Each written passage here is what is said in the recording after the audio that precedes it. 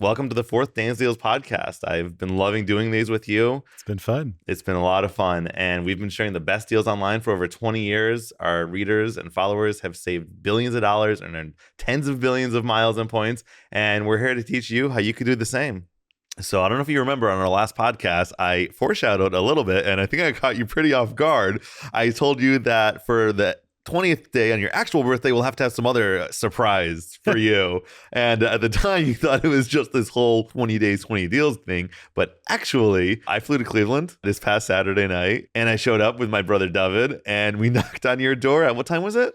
12:40 a.m. 12:40 a.m.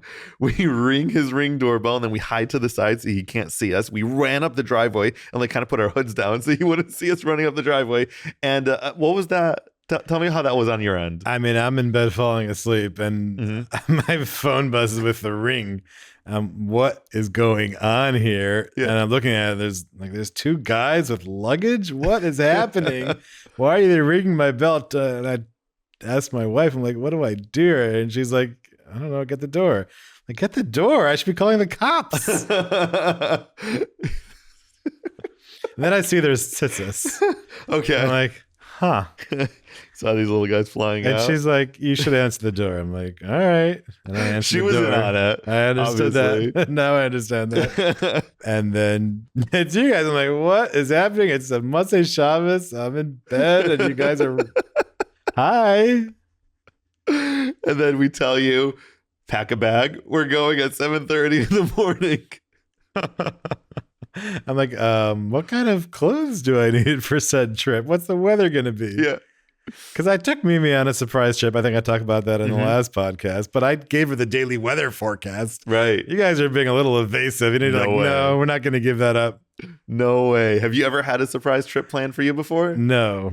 And I'm a little bit of a control freak and planning out the itineraries myself. Thank you very much. So that was an unusual experience. Yeah.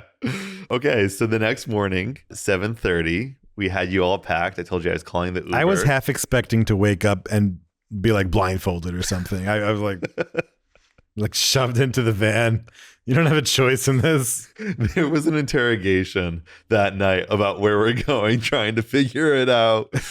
I told him, make sure you pack your passport, which he did. I actually always travel with my passport, believe it or not. You should. The reason why I always travel with my passport, listen, I believe that everyone should always have a passport, and I always have active passports for my kids. I mean, not because we've learned that over the generations. You correct. Need a passport. And so it's definitely important, and especially in 2024, you see how a city and a country can flip in an instant. Yeah, I want to have passports that are active. Absolutely. Besides for that, on a trip a few years ago, I was flying with a friend to Maui, and we got stuck in this crazy snowstorm in Dallas, which is a story unto itself. Really, absolutely crazy snowstorm. And we got stuck. We walked around the Dallas-Fort Worth airport all day trying to catch a flight. So we're walking around the Dallas-Fort Worth airport in the snowstorm, and the train is down between the terminals, and we're walking on outside in the snow. And it was a really crazy experience. We actually wound up in a hotel that night that had no running water. Oh wow! So that was fun. Yeah. Yeah. But we thought, well, let's just catch a flight to anywhere. And there's a flight to Cancun. My friend's like, let's just go to Cancun instead of Maui. Sure. And I was using my Fairmont nights at the Kealani Maui, but I could use them also at the Fairmont Mayakoba. But I didn't have my passport on me. He's like, why don't? Yeah, he's like, why don't you have your passport on? I have my passport on me, but we're flying to Hawaii. He's like, I always have my passport on me in case I need to change plans. I'm like, that's smart. Yeah. And now my passport permanently lives in my laptop bag. Comes with me on every trip, no matter where I go. I have my passport on me. Very smart. Yeah. So you saying pack a passport didn't faze me, but right. So you packed your passport. Okay. So the next morning, 7:30 a.m. I tell you the Uber's here. You go outside, take over. What was your experience with that? I'm like, that's a big Uber. There was a Sprinter van.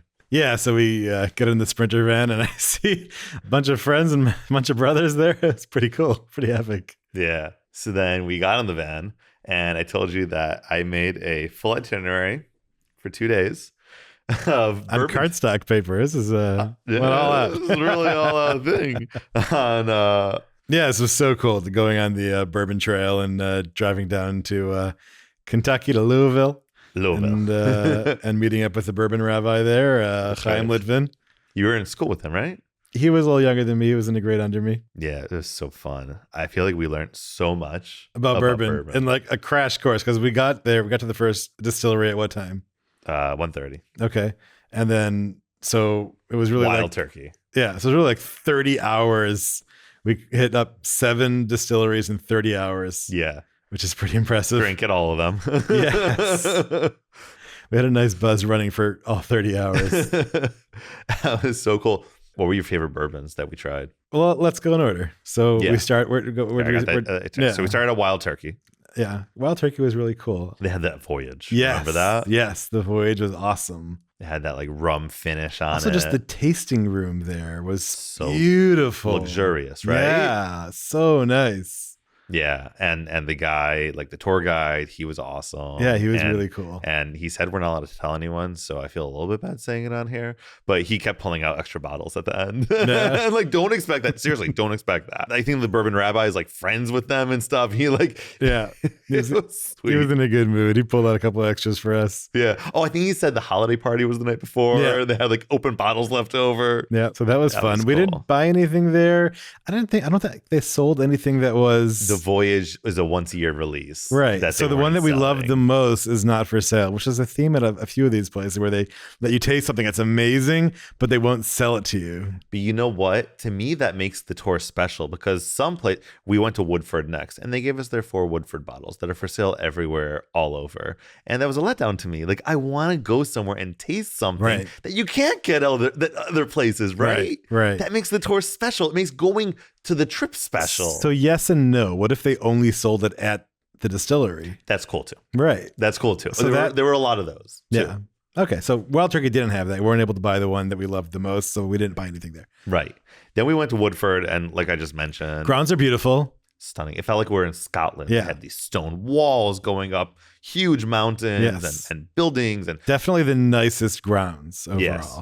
Yeah, historic site. One of 3, I think they said, historic landmark sites. The rick houses, which is where they aged the barrels from 1800, terracotta, all different ones. Stunning. Very cool. The tour guide, kind of like a flight attendant. Right? Like very much reciting a definitely script. Could get a job with Southwest. Yeah. And the tasting itself, I mean, they had food pairings, which we couldn't eat. And then they had like the 4 or 5 bottles that it was. Nothing exceptional. Woodford is a solid bourbon. Yeah, just the 00 cask. Yeah, that was nice. That was very nice. Yeah. I used that myself in hot toddies, which I love. Okay. Really, really good. But nothing that you can't get anywhere else, and nothing for sale in the store that you couldn't get anywhere else. Yeah. And the bar closed before the tour was over. So which makes no sense. They know that the tour...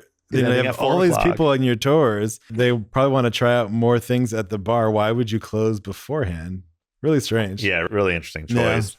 Yeah. And that was also a theme with all of the places. They just didn't have that timing down right. Right. Really strange. And then we went to the Bourbon Rabbi. So out of the 7 we went to, I would have to rate Woodford the lowest. Yeah. Just based on the genericness of the tour, the lack of explanation on the distilling process. It seems like there's 2 different schools of thought. There are the distilleries that try to have unique characteristics in each of their bottles that you never know what you're going to get. Mm-hmm. And then there are distilleries that want everything to be very consistent. Right. And I get the desire for consistency, but the ones that have more unique characteristics are more appealing to me. And so probably the smaller they are, the more unique characteristics they have. And I think when I made this schedule and the itinerary, I tried to do a blend of the bigger, more well-known Maker's Mark, Wild Turkey, Woodford Reserve, and then 4 smaller ones: Peerless, Bourbon Rabbi, Boundary Oak. We'll keep going. Yeah, we'll get into all of them. So Woodford, the grounds are really beautiful. If you had time, I'd drive there, maybe get a drink at the bar before 4 p.m. But the tour, I would skip. I would find something else. Yeah. I think they said there's over 80 distilleries in the area. Yeah. Did they have other tours that they offer? I'm not sure. Okay. Maybe they have a more VIP tour. Yeah. I wouldn't mind just walking around the grounds a little more. Just that river there was beautiful and really pretty. But okay. Exactly. A beautiful area. Yeah. I don't want to understate this. Very beautiful grounds at Woodford. Worth going there to check out the grounds and get a drink at the bar. Yeah, that's fair. Okay, so then we ended up the night at the Bourbon Rabbi, his own bottling, like warehouse type situation. And that was just, I mean... what a fun experience. Yes. First of all, Chaim is so knowledgeable about bourbon. Far more knowledgeable than the tour guides we encountered. Not even close. He knows the entire process from start to finish. Yeah, and not just, he knows how to bottle it, distill it, label it, government regulation, sell it. And he white labels for a lot of distilleries where he'll produce it for them. Yeah, like an incredible amount. I think he had like 30 bottles or something he was showing us. So you can, if you want your own bottle with your own label, your own brand name, he'll do that for you. Yeah, which is really cool. They had the Schmendricks, some shul in like New Jersey ordered 50 bottles or something. That was very cool. He was drilling into barrels. Yes. Guys were drinking it in their mouth and putting the peg back in. You had the thief, which you were putting into these barrels and pulling up. The thief is a tool you use to get whiskey out of barrels.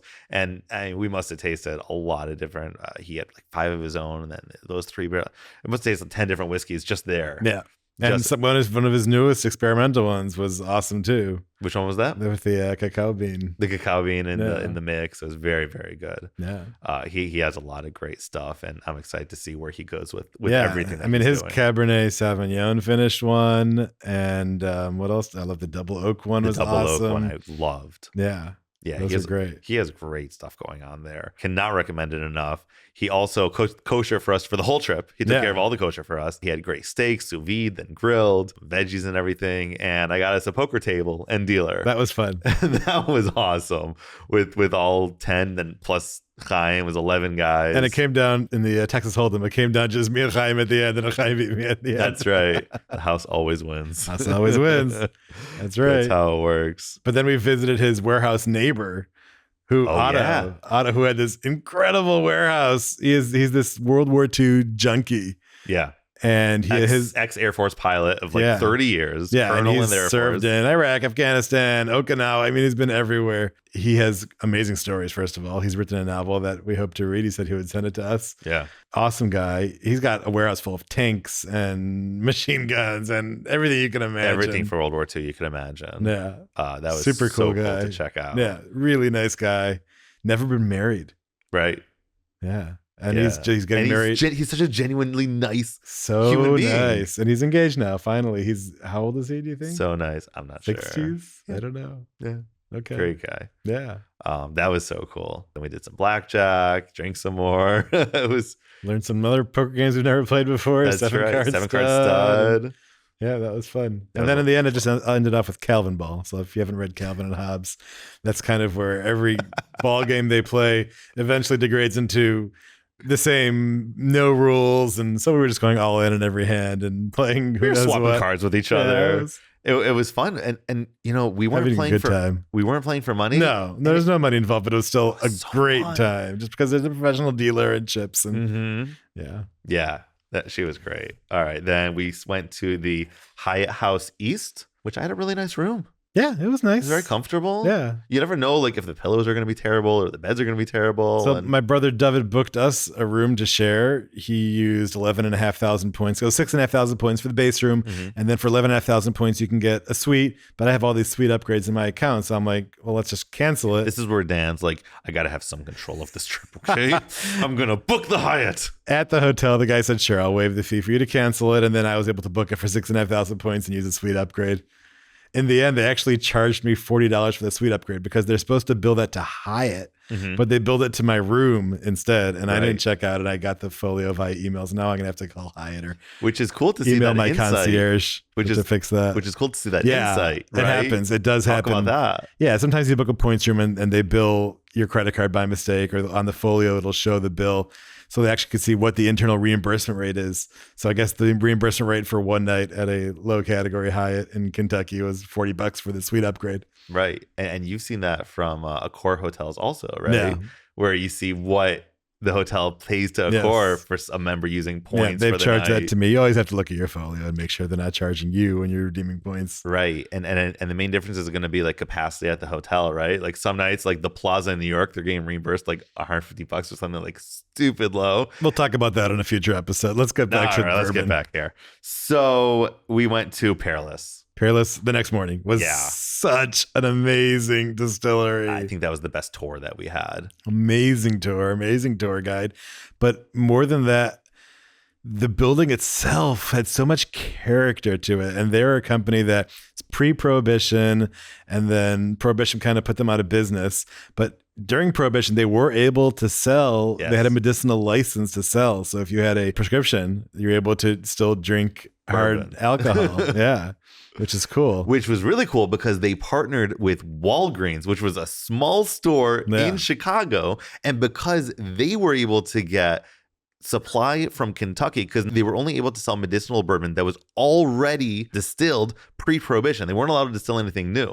And so because they were able to get those contracts with the Kentucky distilleries, they were one of the few pharmacies in the country that were able to do medicinal alcohol. And they said Walgreens really expanded because they had that. Because of that, which is fascinating. Yeah. That Walgreens grew because of prohibition. I had no idea. Right. Yeah. And then then the grandson basically decided he wants to pay like homage in his retirement to his grandfather and great grandfather. He relaunched this pre-prohibition era brand. Yeah. And the product was incredible. First of all, they use a sweet mash instead of a sour mash. So every other brewery we went to has a sour mash. So if you're making like a sourdough and you take that leftover yeast and you use that in the new product and it has a sour smell to it, whereas they make fresh. Which makes it very consistent. And you could depend on it. Yeah. So they make it from scratch, fresh every single time with a sweet mash corn.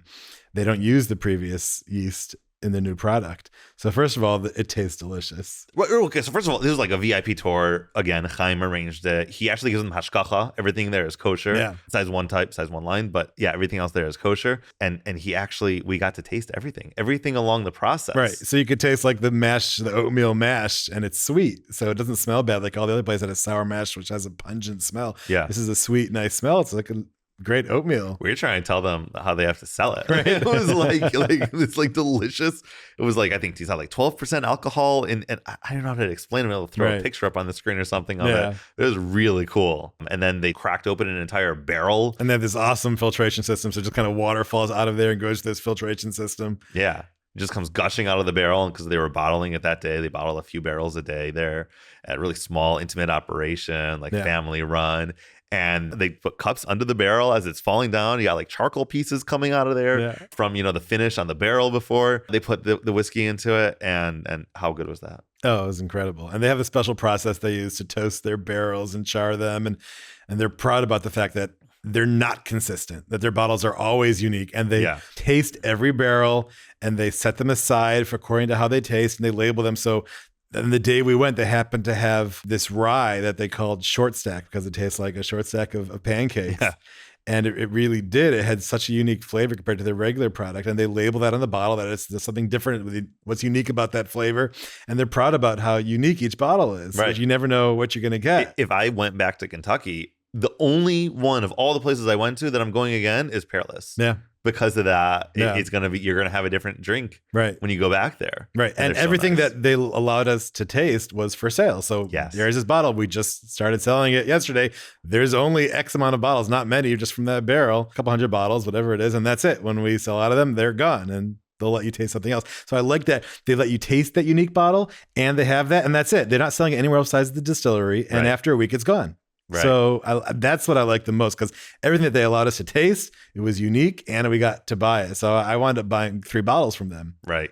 I bought a toasted bottle, and I bought that short stack rye, and I bought their double oak. They're all so good. They were definitely amazing. A premium price point. It costs more. The other places were selling bottles for less. I think Peerless about $120 a bottle, something like that, versus other bottles were $40 to $80. But you taste the difference. Also, I think they might be aging it a little bit more, which they do is more in line with that price point at other locations as well. Although bourbon isn't really about the age so much. They don't really advertise the age as much as a scotch. And I think the reason they were saying for that is because they do blend the barrels based on where they're located in the rickhouse, and you're only legally allowed to say the age of the youngest bourbon that went in there. So they might be putting 9-year bourbon, but also a few 5 years to be able to get the alcohol content right for the label. I think the other thing is they were explaining how in Kentucky the weather is so extreme, and these rickhouses aren't air conditioned or heated. Yeah. So the extremes cause that after about 18 years or 15 years, they go bad.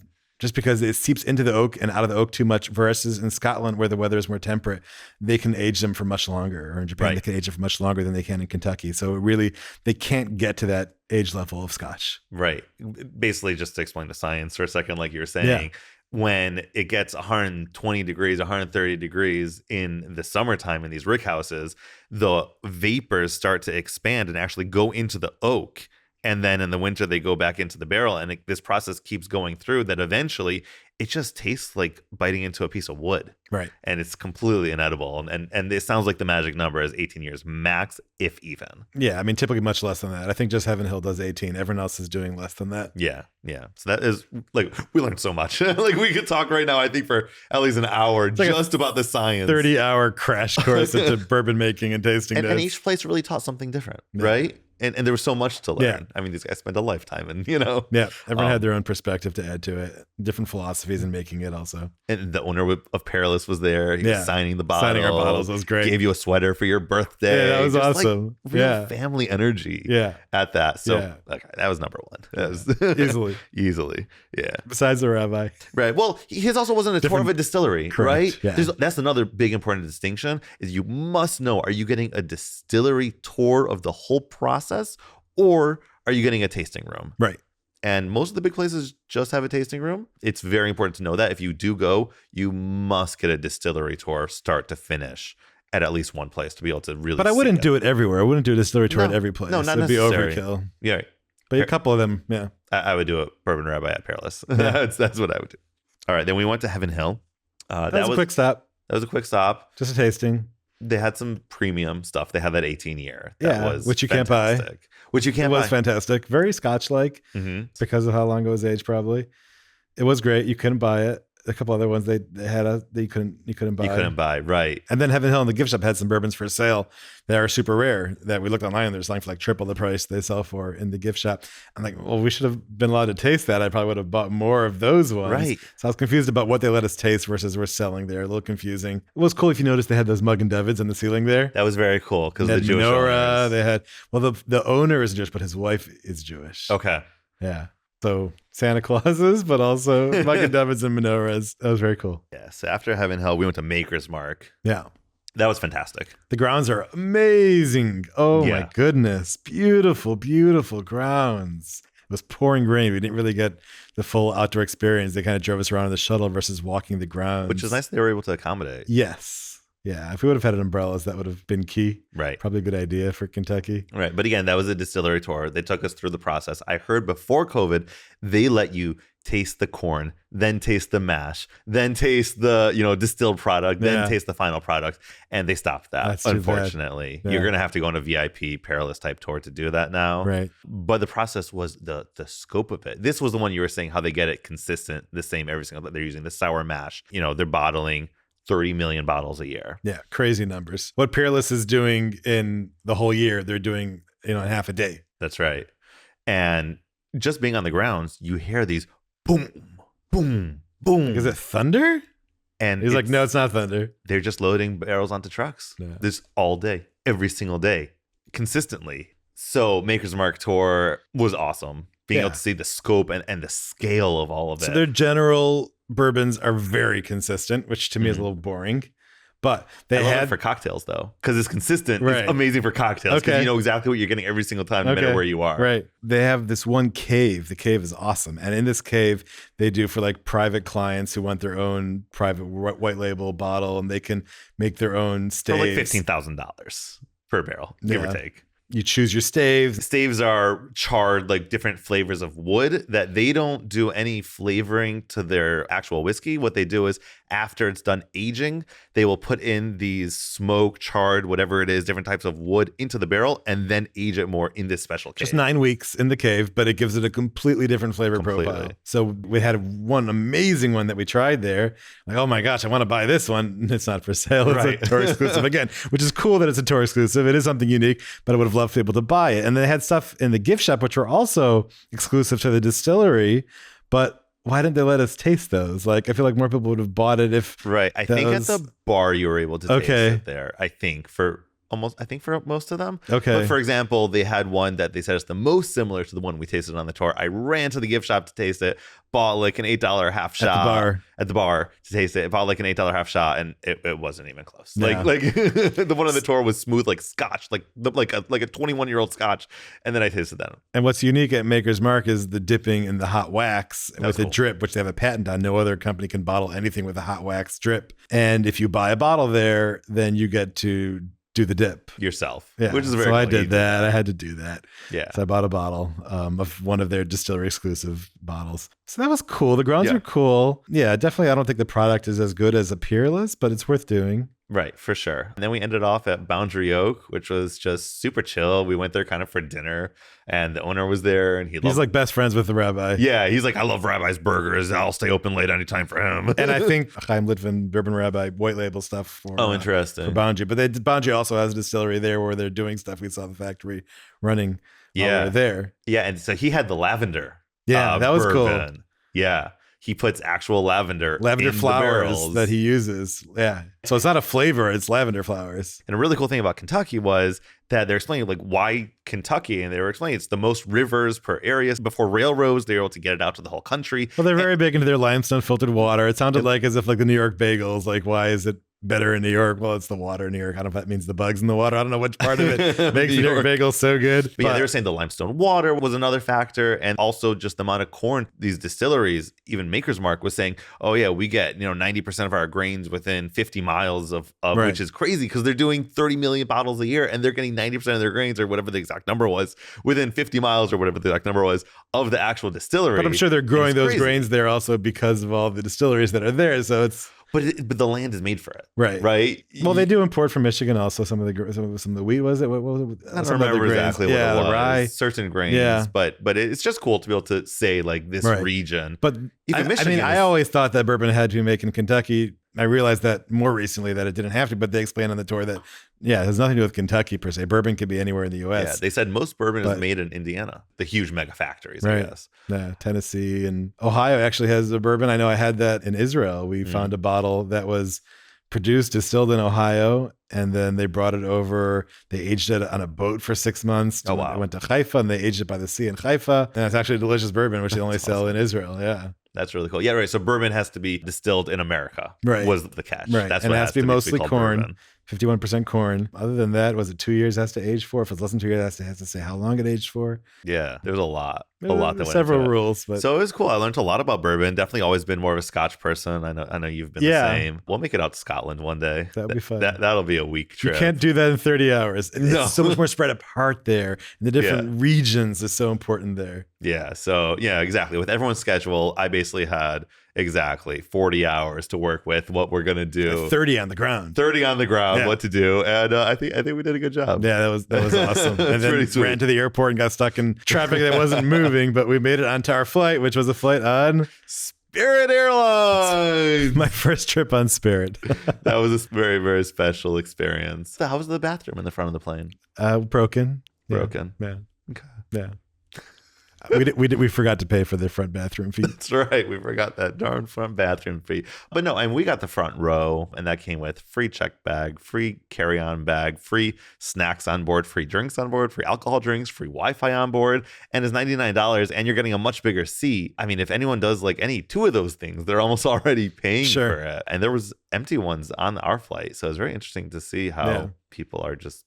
I was just surprised you booked the first row, the bulkhead over the second row. I never fly bulkhead. Right. The second row had way more legroom. It did, because you had to extend under the seat. You don't have to put your bags in the overhead compartment for takeoff and landing. So I would definitely go second row. Right. For night flights, I like cozy up a little bit with the bulkhead. It was a debate. We're saying, are you allowed to put your feet on the bulkhead at all or not? No, that's not proper. AI said yes. The first school results said no. I don't know how we're going to resolve this. You don't put your feet on the furniture. That's furniture. I hear you. I hear you. Yeah, I stayed up all night anyway on that flight, but that was awesome. Thank you guys so much for joining us. This has been a lot of fun. Be sure to subscribe, like, share if you want to see more podcasts like this, and leave a comment down below if you have any questions for next time. And follow DansDeals on WhatsApp or X or any other social media platform. Absolutely. We'll throw that up on our website. You can check it out there. Thank you guys.